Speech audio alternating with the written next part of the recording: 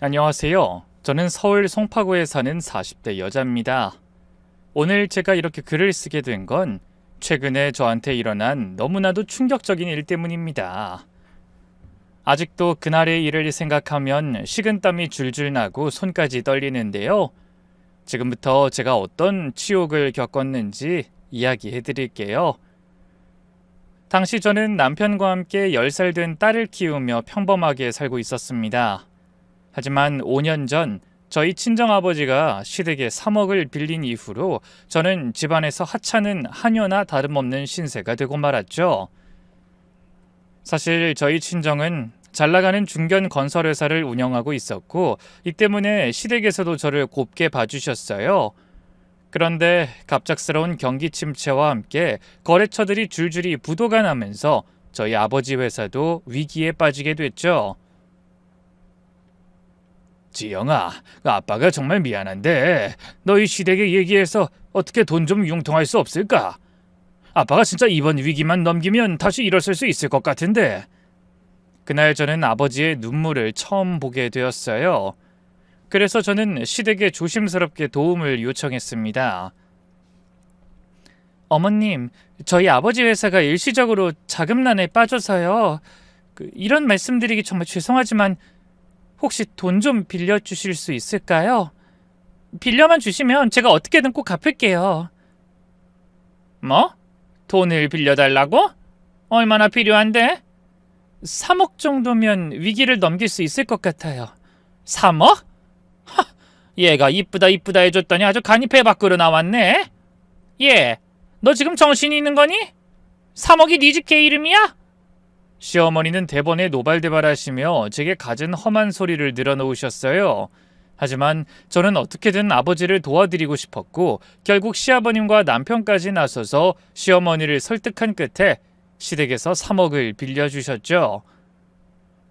그런데 저희 아버지의 회사는 결국 회생하지 못하고 파산하고 말았습니다.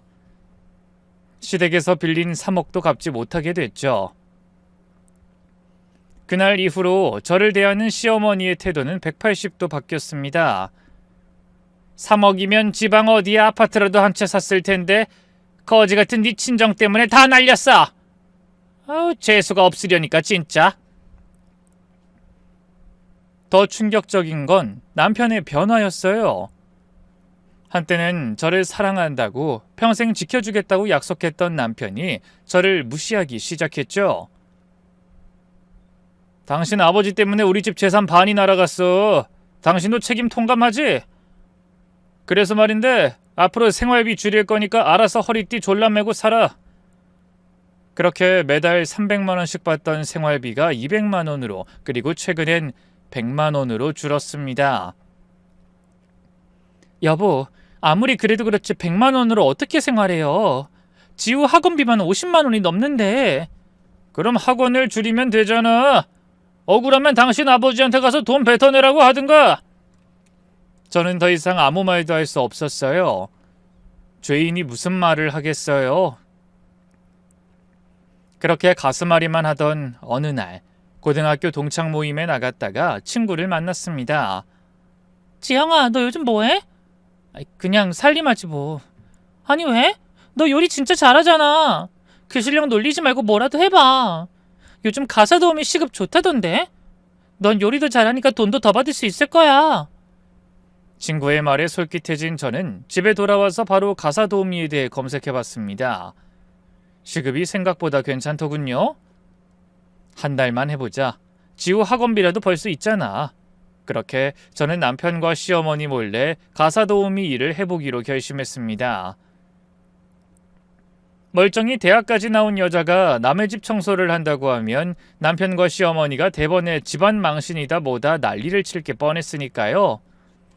남편을 출근시킨 뒤 비밀리에 일자리를 알아보고 며칠 후 저는 첫 출근을 하게 됐죠. 그곳에서 제 인생을 완전히 뒤바꿔 놓을 충격적인 진실을 마주하게 될 줄은 꿈에도 모른 채 말입니다.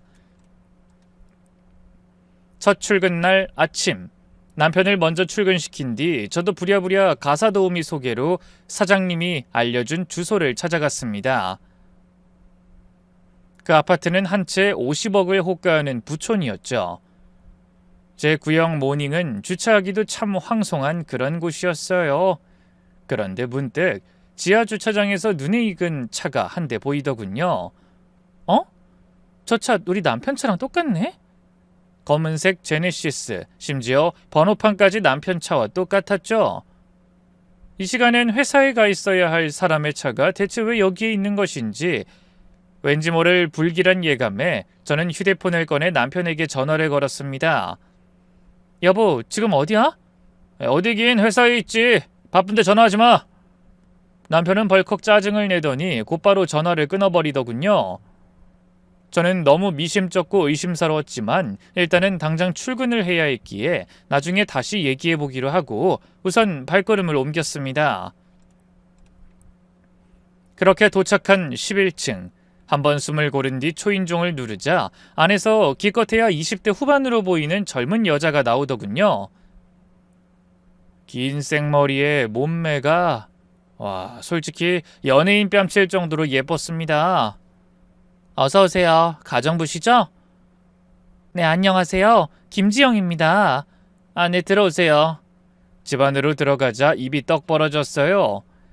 통요리로 된 벽 너머로 한강이 시원하게 내려다 보였고 천장엔 1,000만 원은 좋게 넘어 보이는 샹들리에가 걸려있더군요. 아직 20대밖에 안 된 여자가 이렇게나 좋은 집에 살고 있다니 저는 너무 부럽기도 하고 그 비결이 궁금하기도 하여 실내인 줄 알면서도 이것저것 물어보게 되더군요. 우와, 정말 멋진 집이네요. 정말 좋으시겠어요. 이런 집에 사시면 기분이 어떠세요? 네, 뭐 그냥 그래요. 익숙해지니까 별로. 말은 그렇게 했지만 집주인 여자의 얼굴은 달랐어요. 그 여자는 마치 행복해 죽겠다는 듯한 표정을 짓고 있었죠. 근데 이런 아파트는 시세가 얼마나 해요? 한 50억 하죠? 네, 아마 그 정도일 거예요. 저도 부모님이 물려주신 거라 정확히는 잘 몰라요. 그러면서 집주인 여자는 자기는 원래 일할 필요가 없는데 가만히 있으니까 좀 있으시고 뭐라도 해야겠어서 조만간 취미로 필라테스 학원이나 운영할까 생각 중이다라고 하더군요. 취미로 일하는 삶이라니 너무 부럽더군요.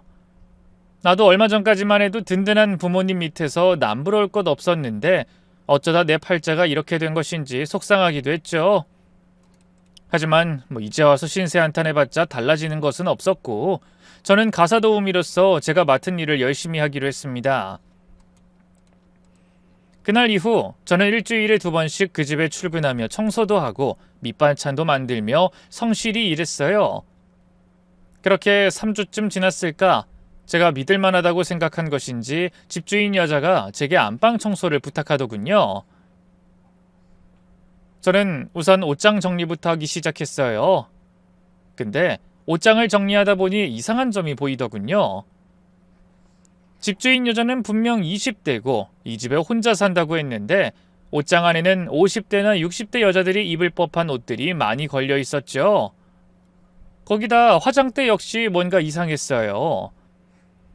20대용 기초 라인부터 50대용 안티에이징 라인까지 이것저것 뒤섞여 있더군요. 그렇게 화장품을 유심히 들여다보고 있는데 갑자기 집주인 여자가 오더니 제 손에 들려있던 화장품을 휙 낚아채 가버리더니 남의 화장품은 왜 보고 있냐고 소리를 질렀습니다.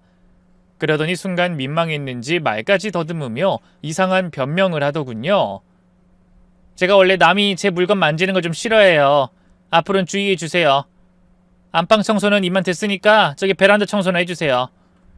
그러면서 집주인 여자는 저를 떠밀듯이 안방에서 몰아내더니 방문까지 쾅 닫아버리더군요.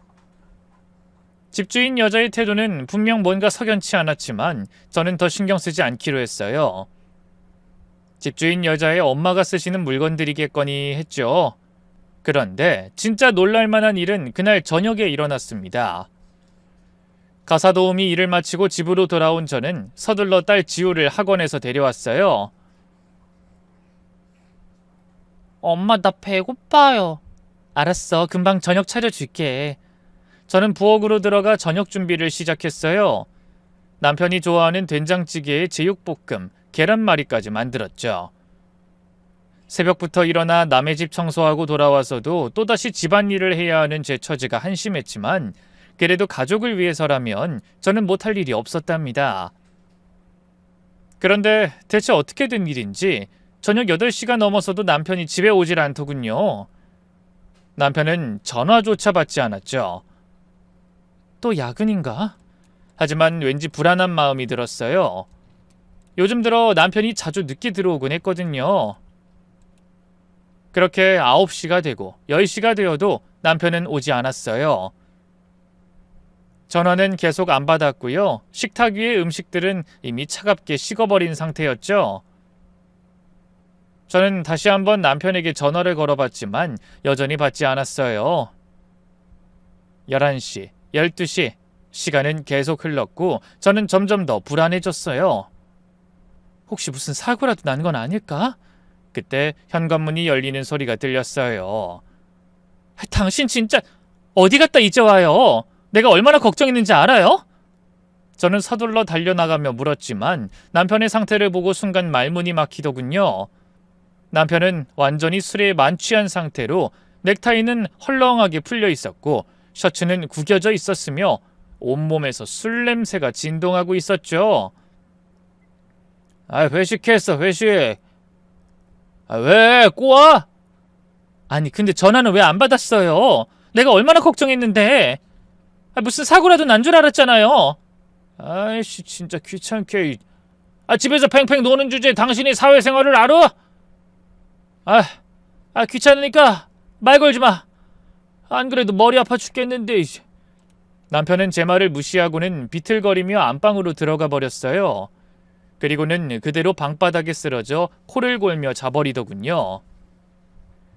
저는 한숨을 내쉬며 남편 곁으로 다가갔죠. 아무리 서운해도 제 남편인데 저대로 방바닥에서 자도록 그냥 둘 순 없었으니까요. 그런데 정장 재킷이라도 벗겨주려고 남편의 몸을 일으켜 세운 순간 갑자기 주머니에서 뭔가가 떨어지더군요. 주워보니 영수증이었어요. 그런데 그 안에는 제 눈으로 보고도 차마 믿을 수 없는 내용이 적혀 있었죠. 더 프레스티지 럭셔리 스파 100만원. 100만원? 스파에 100만원을 썼다고? 저는 너무 깜짝 놀라서 자고 있는 남편을 흔들며 소리쳤어요. 여보 일어나봐요. 이게 뭐예요? 이 영수증 이거 뭐냐고요? 그거 그냥 접대야, 접대. 접대? 스파에서 무슨 접대를 해요? 거기다 100만원이나 쓰고? 당신 거짓말하지 말고 똑바로 말해요. 제가 계속 따지자 남편은 벌컥 짜증을 냈어요. 아이씨, 여편네가 진짜 회사 일이라니까. 거래처 접대했다고? 세상 어느 회사가 스파에서 접대를 해요. 말 같지도 않은 소리 좀 하지 말고 이실 짓고 하라고요. 그때였어요. 갑자기 방문이 벌컥 열리더니 시어머니가 들어오셨죠. 뭐야, 이 밤중에. 왜 이렇게 시끄러? 어머니, 이거 보세요. 이가 스파에 100만원을 썼어요. 저는 영수증을 들어 보였지만 시어머니는 콧방귀를 뀌었어요. 너 지금 고작 그거 가지고 이 난리 피운 거냐? 남자가 밖에서 일하다 보면 그럴 수도 있는 거지 뭘 그거 가지고 난리야. 어머님, 이 사람 저한테 생활비 100만원 주면서 하루에 그것도 겨우 스파에 100만원을 쓴 거라고요. 제가 화 안 나게 생겼어요? 그러자 시어머니는 저를 향해 손가락질까지 하면서 오히려 저를 몰아세우더군요. 우리 아들이 얼마나 열심히 일하는데 스파 한 번 간 게 뭐가 대수야. 너야말로 집에서 놀면서 남편 번 돈 쓰기만 하잖아. 그리고 네가 이렇게 집에서 들들 볶으니까 우리 아들이 밖으로 돈 거 아니야? 너도 머리가 있으면 생각을 해봐라. 자고로 남자가 집에 안 들어온다는 건 집이 편하지 않다는 거야. 네가 아내 노릇 제대로 못하니까 우리 아들이 밖으로 도는 거지. 그러면서 시어머니는 마지막 쇠기로 또 저희 친정 이야기를 꺼내시더군요. 친정 거덜나서 우리한테 빚진 주제에 남편한테 이래라 저래라 할 자격 있어? 그냥 입 닥치고 조용히 살아. 그때 남편이 갑자기 일어나 앉더니 엄마, 나 시끄러워 잠 좀 자자 라고 웅얼거리더군요. 그러자 시어머니는 저를 한 번 더 노려보고는 나가셨어요. 너 앞으로 우리 아들 건드리지 마. 알았어? 문이 쾅 닫히고 저는 그 자리에 주저앉았어요.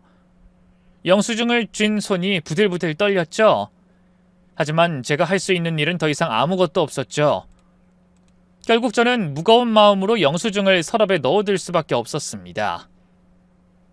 그날 이후 저를 대하는 남편의 태도는 눈에 띄게 달라졌어요. 야, 봐! 아침 식탁에서 남편이 반찬을 집어던지듯 말했어요. 예전엔 그래도 여보 밥 좀 줘 라고 했는데 이젠 반말에 명령조였죠. 김치 맛이 뭐 이따위야. 야, 너 이거 제대로 담근 거 맞아? 미안해요. 다시 담글게요. 미안하면 처음부터 제대로 하지. 집에서 놀면서 이것도 못해? 스파 영수증을 보고도 제가 아무 말 못하는 걸 본 이후로 남편은 저를 완전히 무시하기 시작했어요. 마치 너는 나한테 뭐라 할 자격도 없어라고 말하는 것 같았죠. 오늘도 늦을 거니까 저녁 차려놓지 마. 또 회식이에요? 왜? 뭐 할 말 있어? 남편의 차가운 눈빛에 저는 고개를 숙일 수밖에 없었어요. 남편이 이럴수록 저는 경제력을 가져야 한다는 생각이 들기 시작했죠. 돈이 있어야 해. 경제력이 없으니까 이렇게 무시당하는 거야. 저는 그날부터 가사 도우미 일을 더 열심히 하기 시작했어요. 최소한 제 수중에 어느 정도 돈이 있어야 이렇게 무시당하지 않을 테니까요. 그러던 어느 날 청소를 마치고 정리를 하는데 집주인 여자가 다가왔어요. 아주머니, 혹시 이번 주말에 시간 되세요? 네? 무슨 일이신데요? 사실 이번 주말에 제 예비 시부모님이 오시기로 했거든요. 점심 식사를 대접해야 하는데 제가 요리를 잘 못해서요. 그런데 예비 시어머니가 입맛이 되게 까다로우시대요. 한식을 좋아하신다고 하는데 혹시 아주머니가 요리 좀 해주실 수 있을까요? 일당은 2배로 드릴게요. 보너스도 드리고요. 네? 제발 부탁드려요. 주인집 여자의 간절한 눈빛에 저는 고개를 끄덕였어요. 마침 저도 돈이 필요했으니 잘된 일이라고 생각했죠. 토요일 아침, 저는 일찍 일어나 주인집 여자의 집으로 향했어요. 남편에게는 친정에 간다고 거짓말을 했죠. 어차피 남편은 제가 어딜 가든 관심도 없었으니까요. 우선 마트에 들러 갈비찜, 잡채, 전 종류, 나물 반찬들 재료를 사고 곧바로 요리를 시작했어요. 4시간 동안 정신없이 요리를 하고 나니 어느새 근사한 한정식 상차림이 완성됐죠. 그런데 집주인 여자는 제게 고맙다는 말은커녕 손님들이 오신 동안 작은 방에 좀 들어가 있으라고 하더군요. 네? 방에요? 예비 시부모님께 제가 요리한 척 하고 싶어서요. 처음부터 요리 못한다고 하면 안 좋게 보실 것 같아서. 이해하시죠? 알겠습니다. 뭐 그럴 수 있다고 생각했어요. 예비씨 댁에 잘 보이고 싶은 마음이야 이해가 갔으니까요. 복도 끝에 작은 방에 계시면 돼요. 끝나면 제가 부를게요. 그렇게 저는 작은 방으로 들어갔어요. 방문을 닫고 바닥에 앉아 휴대폰을 꺼냈죠. 저는 손님들이 가시길 기다리는 동안 가사도우미 관련 사이트나 검색하며 시간을 보내기로 했습니다. 그때였어요. 현관 초인종이 울리더니 집주인 여자의 밝은 목소리가 들려오더군요. 어서오세요. 기다리고 있었어요. 아이고 우리 예쁜 며느라기. 어머 근데 집이 정말 좋구나. 우리 아들이 복을 타고 났네. 엄마 호들갑 좀 떨지 마세요. 우리 민정이 놀래. 순간 저는 그 목소리에 숨이 멎는 것만 같았어요. 이건 분명히 제 남편의 목소리였거든요. 저는 다리에 힘이 풀려 그 자리에 주저앉고 말았어요. 이게 무슨 일이야? 왜 남편이 여기에 있어? 저는 문 뒤에 바짝 붙어 그들의 대화를 들었어요. 민정아, 요리 솜씨가 정말 훌륭하구나. 어머님이 좋아하시니 다행이에요. 아유, 우리 아들이 처음부터 너랑 결혼했으면 얼마나 좋니? 지우애미는 하나부터 10까지 어쩜 그렇게 마음에 드는 구석이 없는지. 글쎄, 그 집 부모가 우리한테 3억이나 빚을 졌다니까? 그래서 우리 아들이 고생이야. 돈 못 버는 마누라 먹여 살리느라. 엄마 그만하세요. 민정씨 앞에서. 아니야, 민정이도 알아야지. 우리 아들이 얼마나 불쌍한 처진지. 민정아, 앞으로 네가 우리 아들 잘 챙겨줄 거지? 그럼요 어머님. 제가 오빠 옆에서 내줘야 잘할게요. 그때 시아버지가 끼어들었어요. 근데 이혼은 언제 할 거냐? 최대한 빨리 하려고요. 이미 변호사도 알아봤어요. 그래 잘 생각했다. 민정이 같은 좋은 여자 만났는데 빨리 정리해야지. 시아버지의 말에 이어 시어머니의 목소리가 들렸어요. 참 민정아, 혹시 아기는 좋아하니?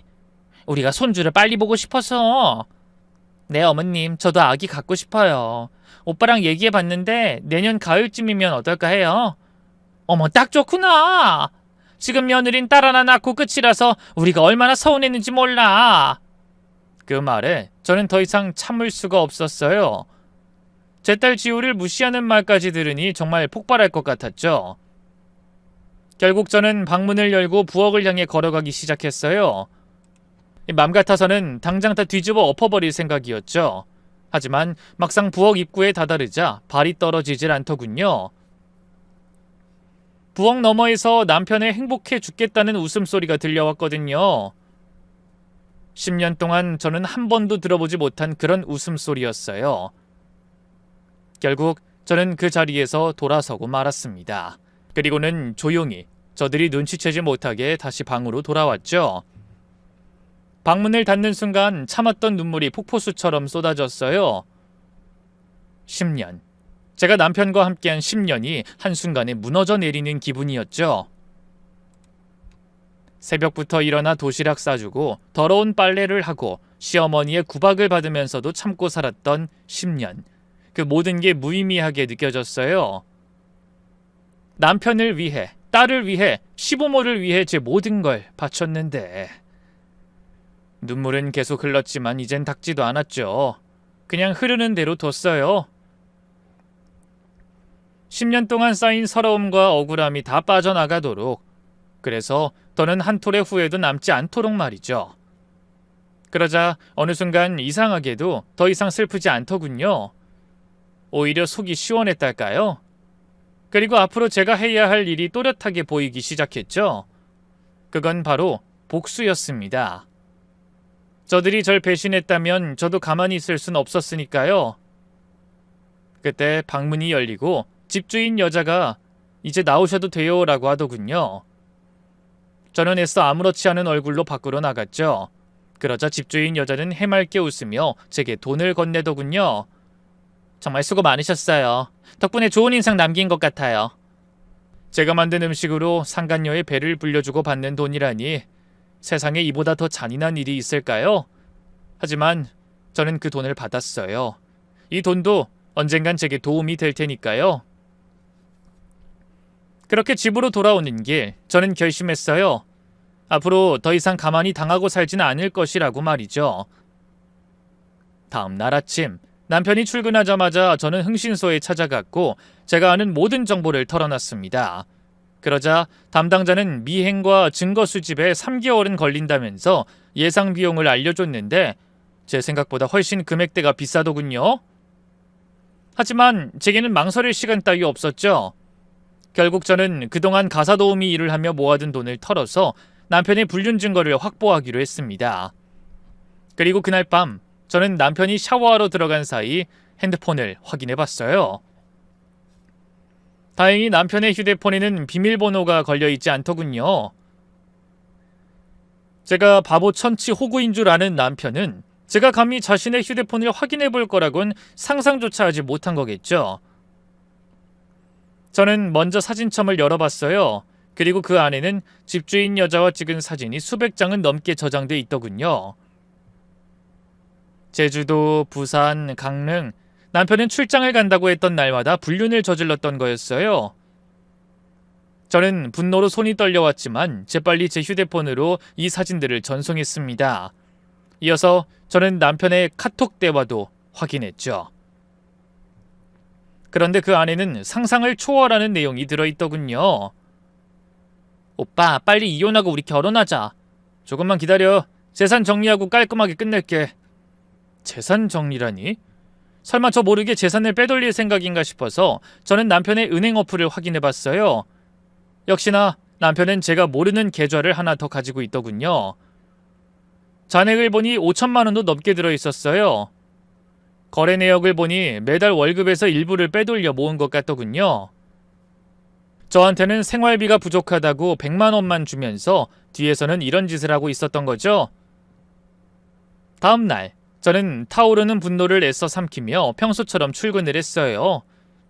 이제는 집주인 여자를 관찰하는 것도 제 일 중 하나가 됐죠.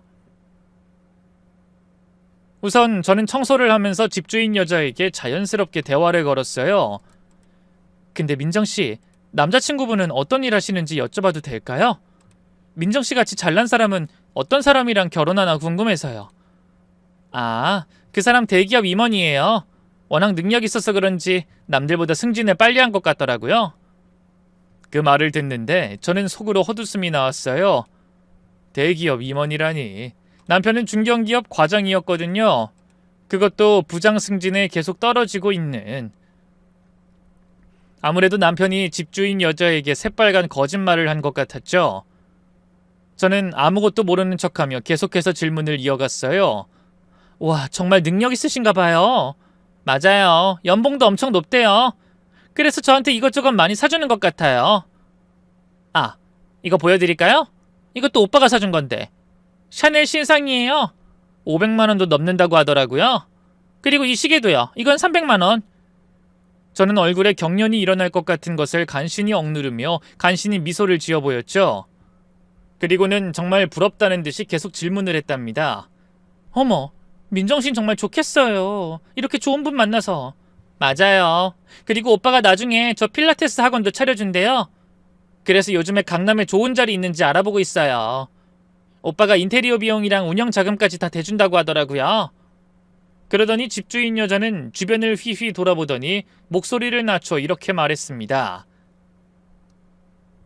이건 아주머니한테만 말해드리는 건데요.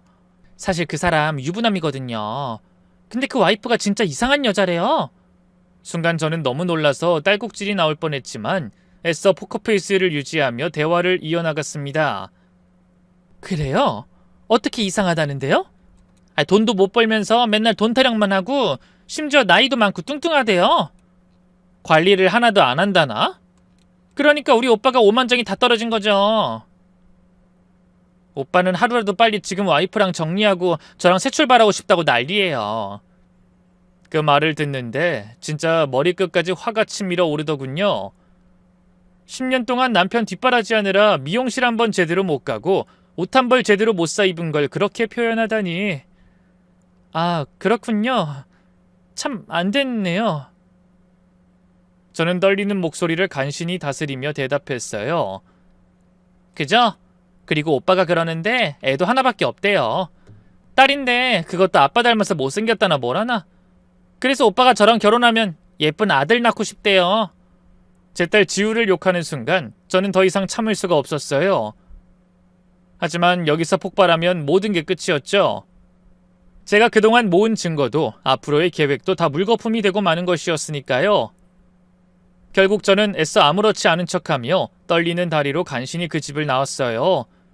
그리고 밖으로 나오자마자 저는 흥신소 담당자에게 전화를 걸었죠. 저 김지영입니다. 더 이상 기다리기가 힘드네요. 이제 그만 빨리 끝내고 싶어요. 그때 말씀드렸던 계획 당장 준비해주세요. 이번 주 안으로요. 알겠습니다. 착오 없이 준비하겠습니다. 그날 이후 저는 칼을 가린 심정으로 하루하루를 보냈어요. 남편의 행동 패턴을 파악하느라 몇 주간 꼼꼼히 관찰했죠. 그 결과 매주 화요일과 목요일엔 꼭 그 상간녀의 집에 간다는 사실을 알아냈습니다.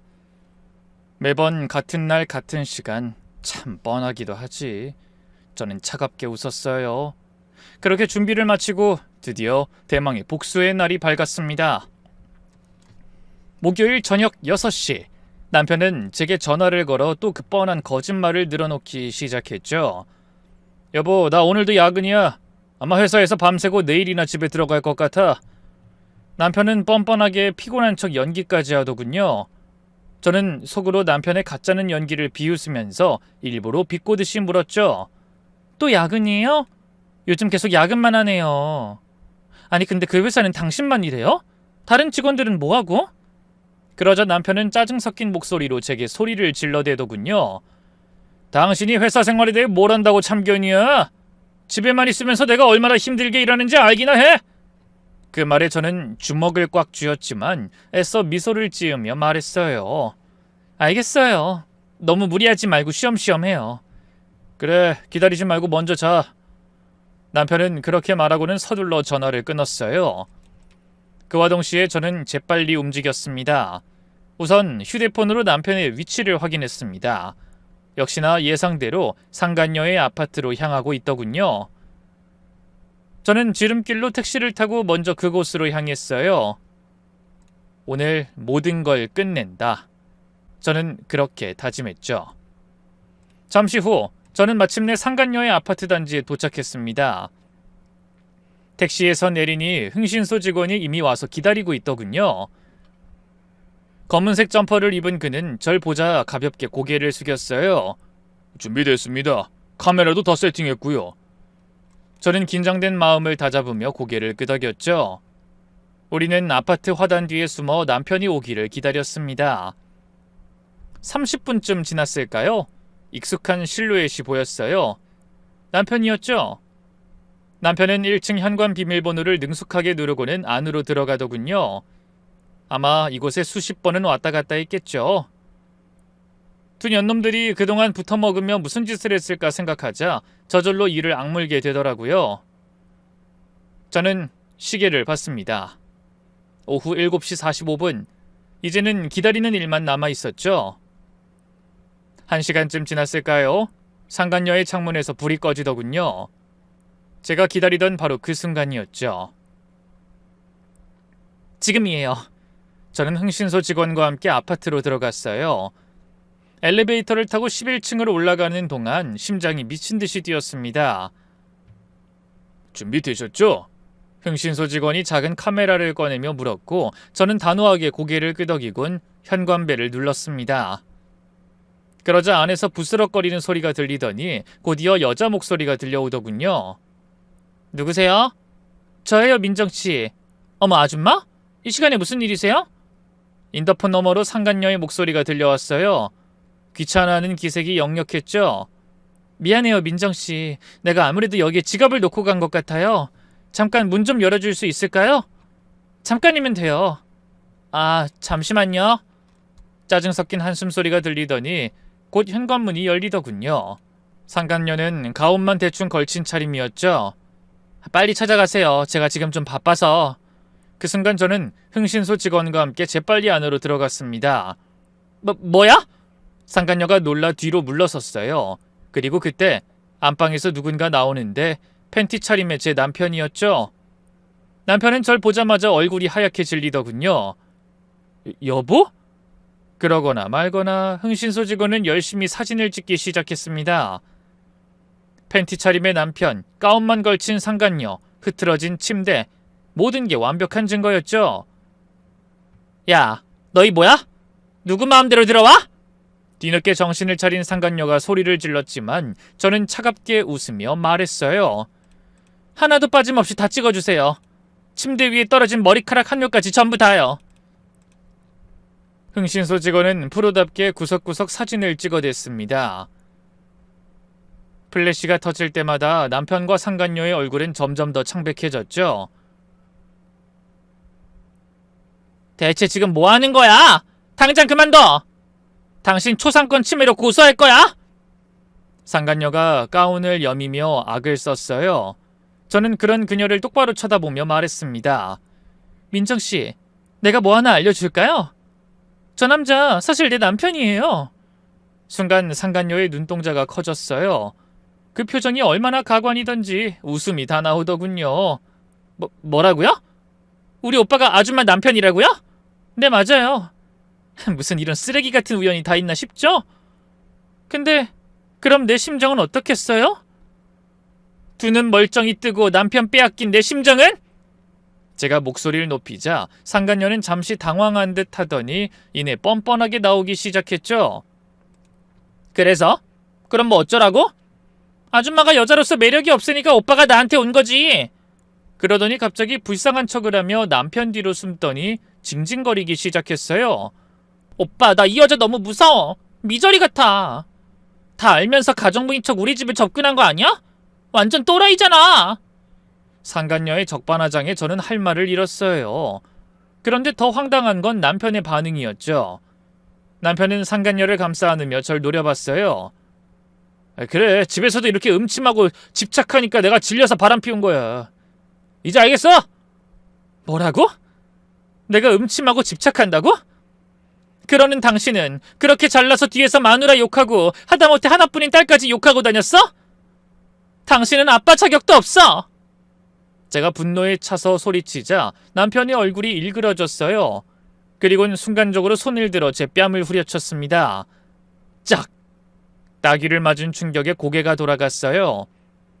뺨이 화끈거렸지만 저는 눈물 따윈 흘리지 않았습니다. 대신 곧바로 상간녀에게 다가가 그녀의 뺨을 있는 힘껏 갈겼어요. 짝! 그러자 상간녀가 욕설을 퍼부으며 절 밀치더군요. 저는 비틀거렸지만 다시 일어서며 외쳤습니다. 나도 이제 당하고만 있지 않아! 너희가 날 뭘로 보는진 몰라도 난 더 이상 그냥 당하지 않을 거야! 그러자 상간녀가 갑자기 제 머리채를 움켜잡았어요. 저도 지지 않고 그녀의 긴 머리를 있는 힘껏 잡아당겼죠. 그렇게 우리는 서로의 머리채를 잡고 몸싸움을 시작했어요. 두피는 다 뜯겨나갈 것 같고 제 옷도 여기저기 찢어지고 늘어났지만 저는 절대로 멈추지 않았습니다. 너 아이 미친년아! 네가 먼저 나. 남의 남편 건드린 상간녀 주제! 흥신소 직원은 당황한 듯 저를 말렸지만 전 이미 이성을 잃은 상태였죠. 그런데 정말 어이없게도 남편은 저는 신경도 쓰지 않은 채 오히려 상간녀를 보호하려고 했어요. 야, 민정이 너 미쳤어? 연약한 여자한테 이게 무슨 짓이야? 남편은 제 손목을 비틀며 저를 상간녀에게서 떼어냈어요. 그리고는 상간녀를 꼭 안아주며 달래기 시작했죠. 민정아, 괜찮아? 많이 아파? 미안해. 내가 미리 정리를 했어야 했는데. 그 모습을 보는데 정말 가슴이 찢어지는 것 같았어요. 내 남편이 내 앞에서 다른 여자를 안고 있다니. 조금 전 남편에게 맞은 뺨보다 가슴이 더 아프더군요.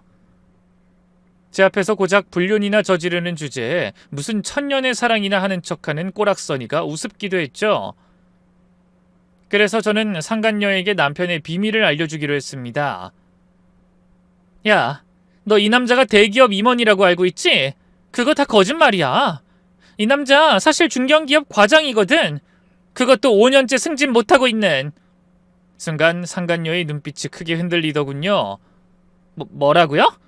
월급? 새우 400만 원 받아요. 작년엔 회사 실적이 안 좋아서 보너스도 못 받았고요. 그 돈으로 당신한테 명품백 사주고 호텔 데이트하느라 우리 생활비까지 뺏어 쓴 건 알아요? 거짓말. 오빠, 저 여자 말 진짜야? 아니지? 남편은 당황한 기색이 역력했지만 이내 뻔뻔한 표정을 지으며 말했어요. 민정아, 저 여자 말 믿지 마. 저거 다 거짓말이야. 우리한테 질투가 나서 머리가 횟가닥 돌아버렸나 봐. 그러더니 남편은 오히려 저를 손가락질하며 목소리를 높였어요.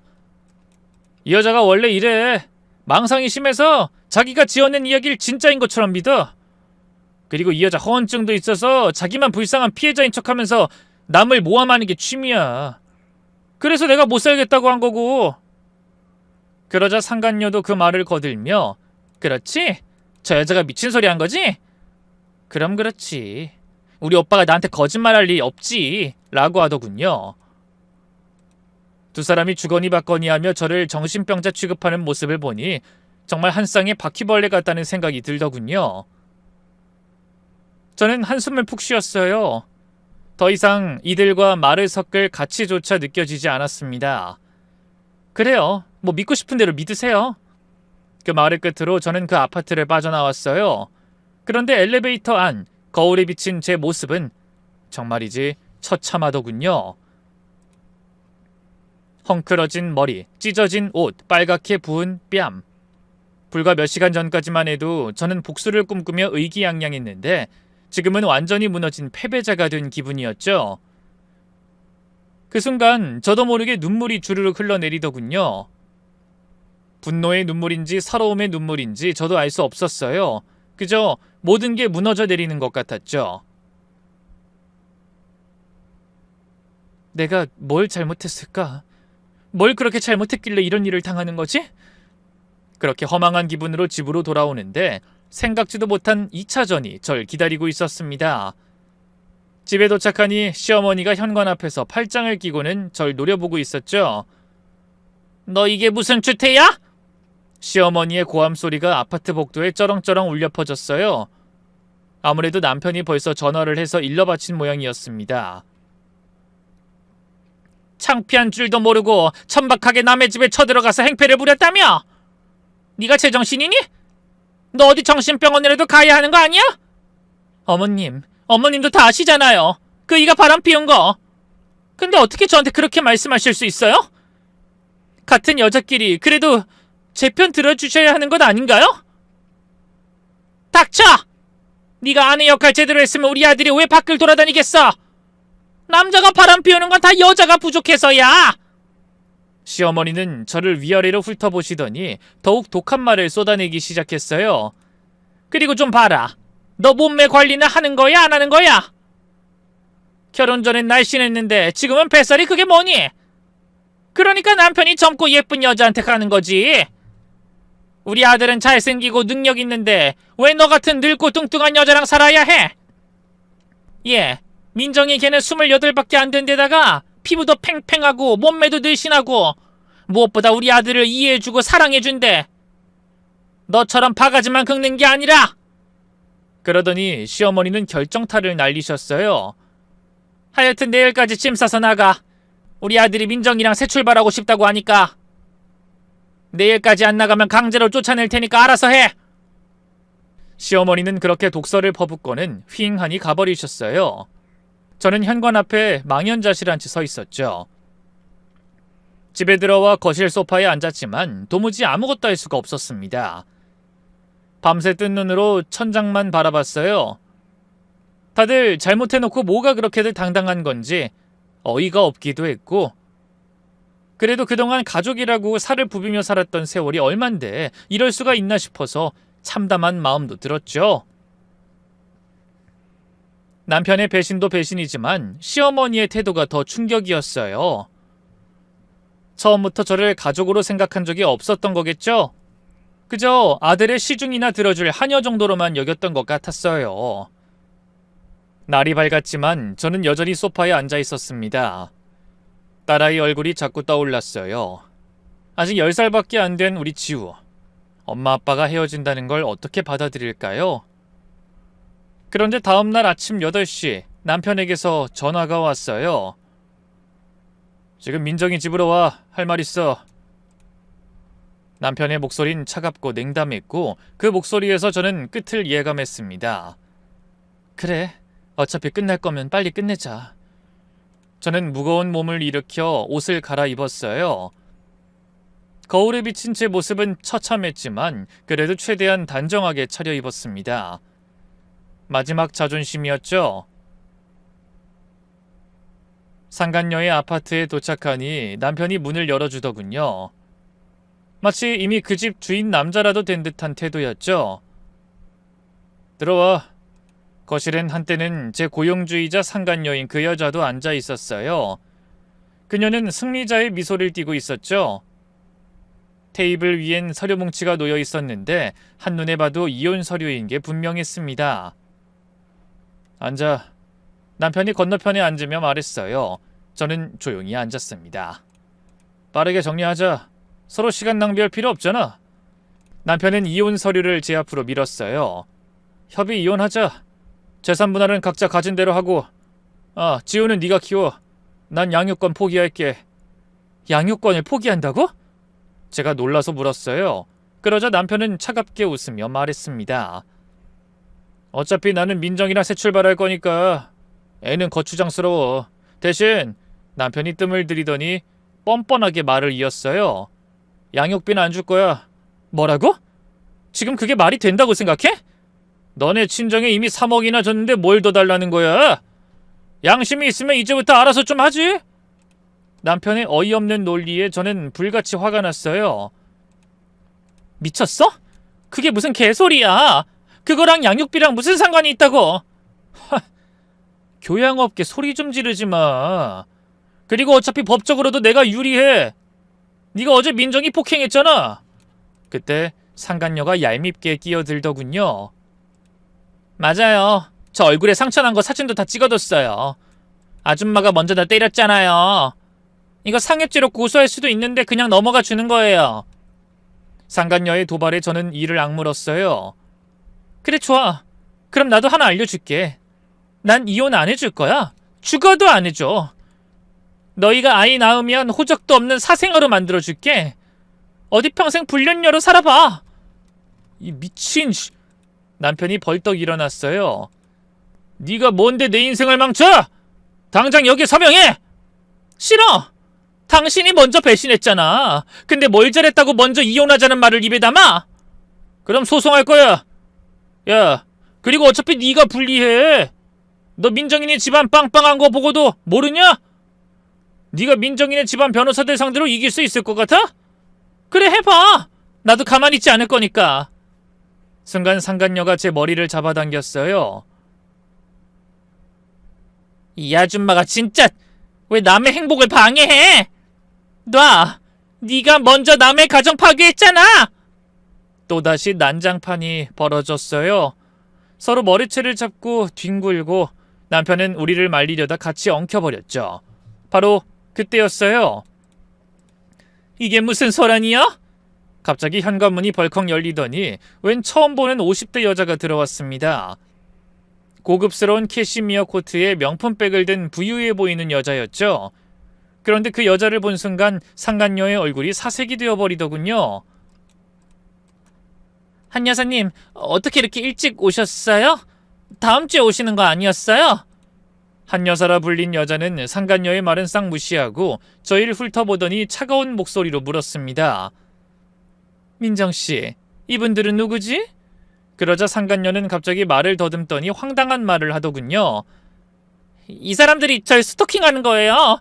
제가 여기 산다고 하니까 막 찾아와서 귀찮게 하고 그랬어요.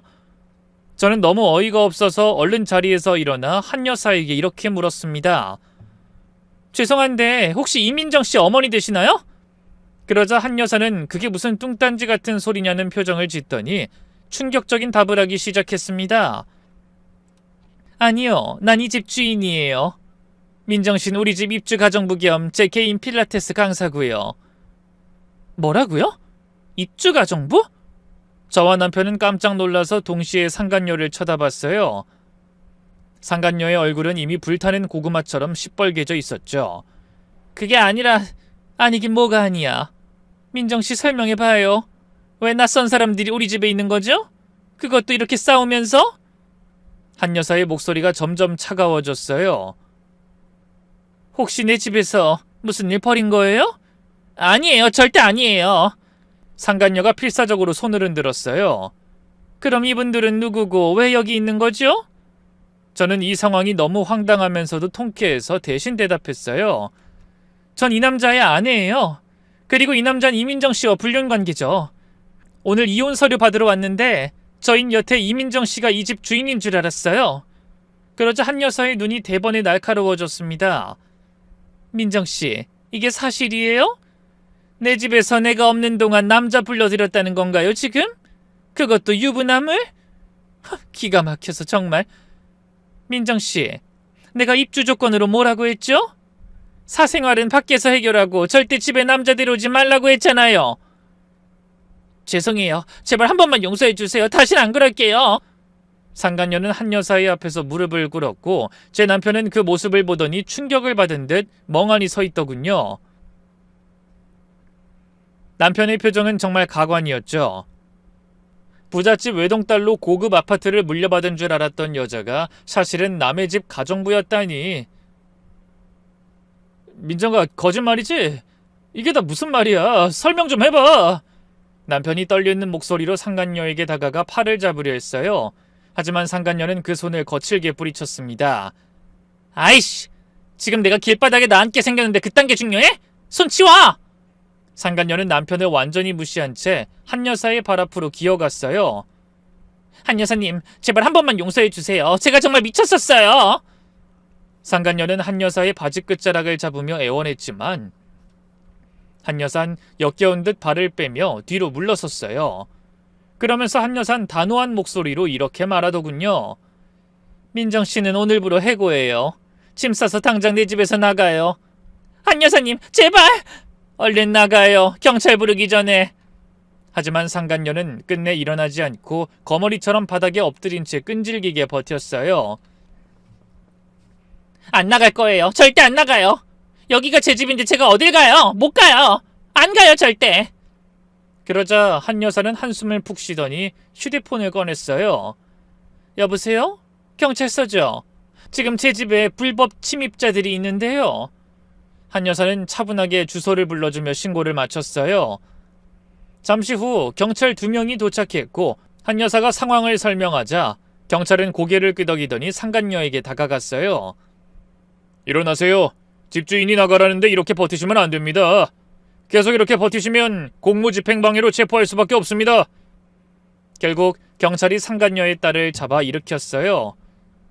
상간녀는 울고불고 발버둥치며 저항했지만 아무 소용없었죠. 그때 상간녀가 필사적으로 제 남편을 돌아보더니 간절한 목소리로 외쳤어요. 오빠 대기업 임원이니까 아는 변호사들 있을 거 아니야. 전화해서 어떻게 좀 해달라고 해. 법무팀이든 누구든 연락해봐. 저는 그 말을 듣고 어이가 없어서 피식 웃음이 나왔어요. 멍청이같이 상간녀는 아직도 남편이 대기업 임원이라는 말을 믿고 있었던 거예요. 저는 상간녀에게 다가가 이렇게 말해줬죠. 아직도 그런 헛소리를 믿고 있어? 어제 분명히 말해줬잖아. 이 사람 개뿔 아무것도 없다고. 중견기업 과장이라고. 아는 변호사? 있을 리가 있나? 그러자 상간녀의 동공이 흔들렸어요. 거짓말이야. 오빠 맞지? 네가 S그룹 이사 맞잖아. 남편은 얼굴이 빨개지더니 고개를 푹 숙였어요. 그러자 상간녀의 얼굴이 절망으로 일그러지더군요. 설마 진짜 다 거짓말이었어? 벤츠도, 회사도, 직업도? 남편은 끝내 대답하지 못했어요. 아니, 대답할 필요도 없었죠. 그의 침묵이 모든 걸 말해주고 있었으니까요. 미친, 나 완전 사기당한 거야? 나! 혼인빙자 간음죄로 고소할 줄 알아! 상간녀는 경찰에게 끌려가면서도 계속 남편에게 저주를 퍼부었어요. 그러자 남편도 짜증이 났는지 너도 나한테 거짓말하지 않았냐며 너야말로 사기꾼이야 라고 고래고래 소리를 지르더군요. 진정하세요. 둘 다 조용히 하고 나가세요. 경찰들은 난동을 부리는 두 사람을 끌고 엘리베이터로 향했어요. 저는 그 모습을 보며 속으로 쾌재를 불렀습니다. 드디어 인과응보, 죗값을 치르는구나. 거짓말로 시작된 관계는 결국 거짓말로 끝나는 법이죠. 서로를 속이고 저를 배신했던 두 사람이 이제는 서로를 원망하며 싸우고 있으니 이보다 통쾌한 일이 또 있을까요? 물론 아직 갈 길은 멀어요. 남편과 이혼 소송도 해야 하고 양육권 문제도 해결해야 하고 새로운 보금자리도 마련해야 하죠. 하지만 오늘만큼은 이 기쁨을 온전히 누리려고 해요. 그리고 그 힘으로 앞으로는 제 딸아이와 함께 씩씩하게 살아갈 거랍니다. 앞으로 제가 이 험난한 이혼 과정을 잘 헤쳐나갈 수 있도록 여러분의 따뜻한 응원과 격려를 부탁드려요. 여러분이 주시는 용기의 한마디가 제게는 정말 큰 힘이 될 것 같아요. 다음에는 더 좋은 소식으로 찾아뵙길 바라며 이만 인사드릴게요. 모두들 행복한 하루 보내세요.